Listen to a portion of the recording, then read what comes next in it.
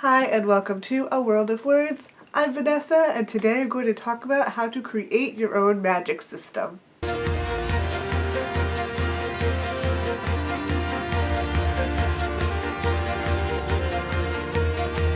I personally love to read fantasy, and so that is what I write. And with fantasy comes the magic system. Now, just because you write fantasy does not mean you have to do your own completely original magic system, but one really great way to make your fantasy world stand apart from others is to have your own magic system. So I'm going to go through a few different things that you can do to create your magic system, or just some ideas that you should maybe be aware of when you are in the process of creating your own magic system. And so hopefully if you decide to follow along and maybe even take notes on this video, by the end of it, you'll probably have a basis for your very own magic system. So I'm just going to get right into it, and step one for creating your magic system is to do research. Think about the most interesting or even your favorite magic systems that you have read about or even seen in movies, video games, anything with magic or magic systems, and write them down, taking note of why they are interesting and stood out to you.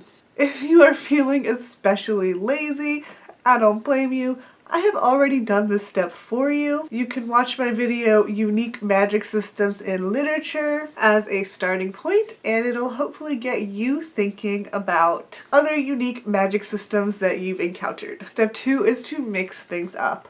Literally. Pick two magic systems or aspects of two magic systems and combine them to create your own magic system. For example, what if we took inspiration from Carry On by Rainbow Rowell, where jingles and pieces of ads and such can be used as magic spells? What if we twisted this so that only songs and music were used as magic spells? Anything from the chorus for a simple song, or a more complex tune for more powerful spells. And maybe combine that with spell rights magic and have the words and musical notes float around the user as they cast the spells. Think of a world where the most powerful magic wielders are the best or most creative musicians. Think of how that sort of magic system might affect society. I just randomly came up with that particular magic system when coming up with an example to use in this video, but I like it. You can see how it was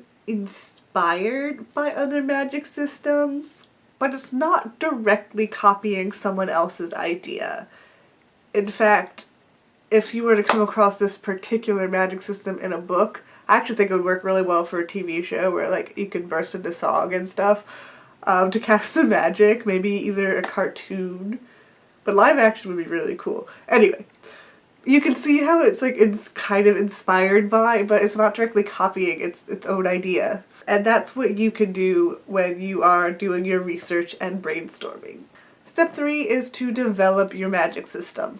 This is the most important step, and honestly you don't even need the previous two steps. If you have a good idea for a magic system already, you could just skip to step three. Those were steps 1 and 2 were really just to get some ideas going if you did come to this video without a particular idea for a magic system already in mind. You can develop your magic system a couple of ways. You can build your story around your magic system, or you can weave your magic system into your story. I generally weave my magic system into my story, meaning I've always had the plot and characters first, and then I come up with a magic system for the characters to use or encounter throughout the book's events. The other option is to fully develop your magic system and from there come up with a plot and characters. This is a good way to go if you want the magic system to be at the center of everything. You would have a story where the story couldn't exist without this particular magic system. But in this case, you really need to make sure you've developed the magic system well. But either of those options that you choose to develop your magic system, if you're going to start with your story and then create a magic system to go with it, if you're going to start with your magic system and then create a story around it, you're going to need to ask yourself these questions either way. Where does the magic come from? Does it come from the individual? Can anyone do magic, or just certain people and creatures? Is it genetic? Is it random? Is there more than one magical race with different sets of abilities? Or does the magic come from nature? Is magic more prominent in certain places? Or does magic come from magical objects, which could also be considered like nature? If magic comes from magical objects, you'd have to consider, are these objects common or rare, and where do those objects come from? Or your story can have a combination of magic coming from the individual and nature or objects. It can really have a combination of any of those three options. For an example, Harry Potter seems to be a combination. Only wizards and witches can do magic, but they need a magical wand, an object, and the wand comes from nature and magical creatures.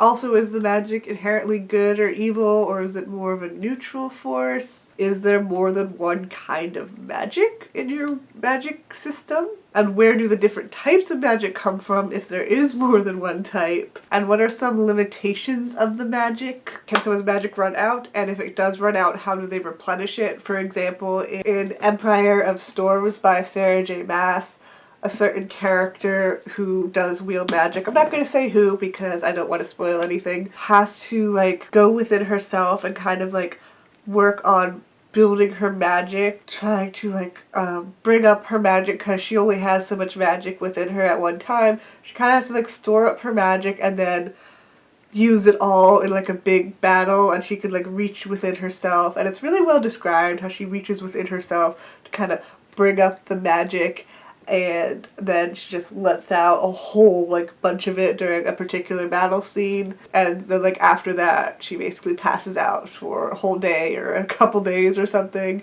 and it's like a big impact physically on the body to do that much magic. And like the more she kind of trains herself with the magic, the more she can do. That's an example of, are there limitations, does it run out, and like what you do when it does run out. But another thing to think about is how easy is the magic to control, because I know some books it's super easy to control, and other books like the magic is this really dangerous, powerful force that's like really hard to control, so you have to be very careful of like what level of spells you do at a certain experience level and all of that good stuff. And like, can the magic overpower the user? What will happen when it overpowers the user? Will they just die? Will they pass out? Or will they like get blue skin or something? I don't know. You can do whatever you want. Your imagination is the limit when it comes to limitations of the magic. After you have decided where your magic comes from, you will need to obviously decide what can your magic wielders, be they wizards, witches, mages, sorcerers, etc., whatever you want to call your race of magical people slash beings, what can they do? Very important. What is the magic that they do? This one is all up to you. Do they cast spells or make potions? Or can they just wave their hands or magic object and just do things? Or is their magic more physical, like shape-shifting, flight, super speed, etc.? Or is there a combination of these things, and who can do what? Now that you've decided where magic comes from, who can do magic, and what it can do, there are a couple more things to consider. Yes, more things to consider. Is the magic in your world a secret, or is it known to everyone? Many great urban fantasy books keep the magic a secret from the general public. For example, some really obvious examples are Harry Potter, The Mortal Instruments, Percy Jackson, etc. All have magic, but it is a secret for the so-called normal world. This means that your secret magical world probably has its own government slash societal rules and expectations. I'm sorry to send you off to do more research, but you're going to want to look up different types of governments and societies to figure out which types best to suit your story. But of course, that's also part of world building in general, is to come up with rules for your society. Or the other option is magic can be well known to everyone. This is obviously more common in high fantasy books where we're in a completely different world and there's magic and everyone's aware of magic. If this is the way that you want to go, you want to ask yourself, how does the magic affect your society? Or the society that you are going to place your book in? Because obviously you can have a whole, magic will affect different countries more than others. So you could have like one country, the place that your book is taking place, can be affected in a slightly different way than another country. Like a great example again of this would be Six of Crows by Leigh Bardugo, where there is magic and that's like the Grisha, but in Ravka the Grisha are considered like great and powerful and everybody really respects them, but they're also the other, where was that place that Matthias is from in Six of Crows? They don't like the Grisha and they consider them kind of like unnatural, and so they hate them and hunt them down. So the magic can be treated differently in different parts of your country or world or continent or wherever you're creating, so you don't get overwhelmed. Start with the location that you are going to set your story and decide the society there first, and then from there you can go on and try and think about the rest of the society. But just, you know, start with what is directly affecting your main characters first so you don't get overwhelmed. That's how you don't get overwhelmed with world building, is to just like take it one tiny piece at a time. In this world where magic is well known, again, you want to know, can everybody do magic? And if not, how do the people without magic treat the people with powers? Do the magic wielders rule? If not, why don't they take over? Are they persecuted or considered dangerous and hunted, which is something that is very common in a lot of fantasy books. It's a way that you can make it so that the magic wielders are not, like, naturally that's how magic wielders didn't take over, is because they're hunted, and so there are less of them than there are the regular people who can't do magic. That's a very easy way to make it that the magic wielders are kind of like downtrodden, is to make it that they're hunted. All of these ways that magic potentially impacts the society are really important things to think about when building your magic system. Now this next one is actually just a part of any world building, but if you do have a world with magic, you want to think about, what is the economy in your world? How does the magic / how do the magic wielders affect this economy?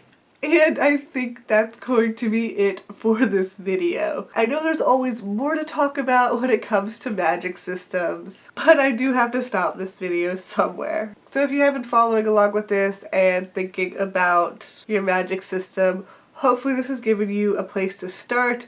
You can always, you know, rewatch it and take notes off of it if that is going to be helpful to you. And hopefully this gave you at least a starting off point of how to create your magic system if you were like completely like lost and didn't know what to think about when you're creating your magic system.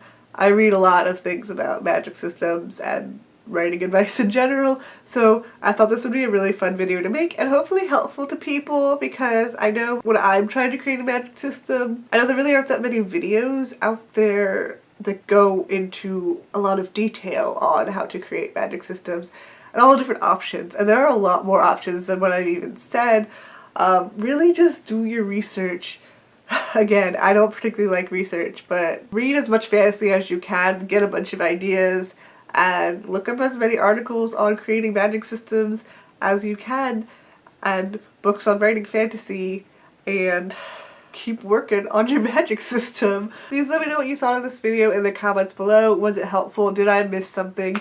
If you have some tips on how to create a magic system that you feel like I missed, please leave them in the comments below so we can help each other out. If there are any writing topics, be they about fantasy specifically or just any writing tips in general that you would like me to do a video on, please let me know in the comments below and I will be happy to make a video on it. I definitely have more ideas for more writing videos, but it's always good to know what people are most interested in hearing about or hearing my particular perspective on. So please let me know if you have requests for certain writing topics in the comments below. and give this video a thumbs up if you enjoyed it. I upload new videos on Mondays, plus the occasional surprise videos, so please subscribe if you want to see more of my videos, and hit the little bell notification icon if you want to be notified whenever I post a video so you never miss one. And as always, thank you so much for watching, and have fun and stay creative. Bye!